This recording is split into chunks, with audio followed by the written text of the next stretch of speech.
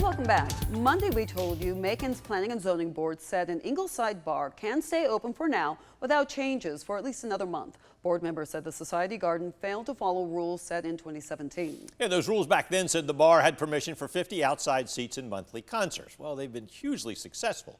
So now they have 500 seats and they offer music 3 nights a week. Well, folks took to a post about the zoning board's decision to comment. Winston Boland said Macon Planning and Zoning need to give the owners feedback on how to stay open.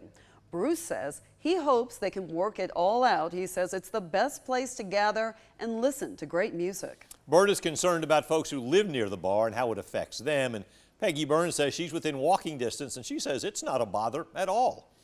Now, the co-owner also spoke out on social media. Brad Evans said that some county leaders may be trying to run them out of town. Simone Soublé has more on what neighboring businesses are saying about yesterday's decision.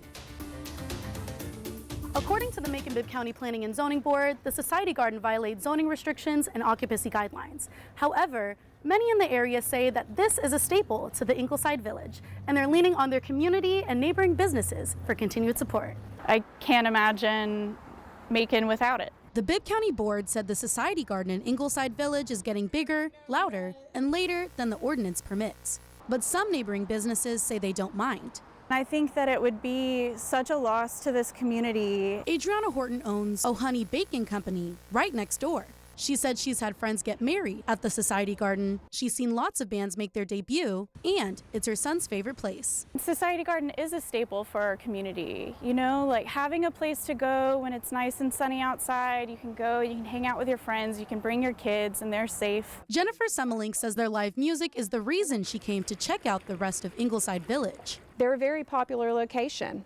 And, you know, I think sometimes when we've been so successful as business owners, we can't outgrow our location.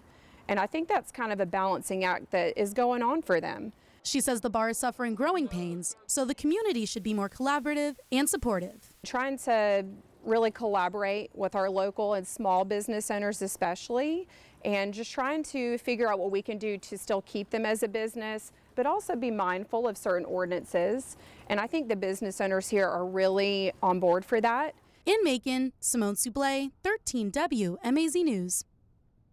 Co-owner Brad Evans declined to talk to us on camera, but in a Facebook post, he said county zoning officials may, quote, zone us out of existence. He asked Society Garden patrons to rally on their behalf and said he would like to see 500 supporters at the next planning and zoning meeting on February 19th.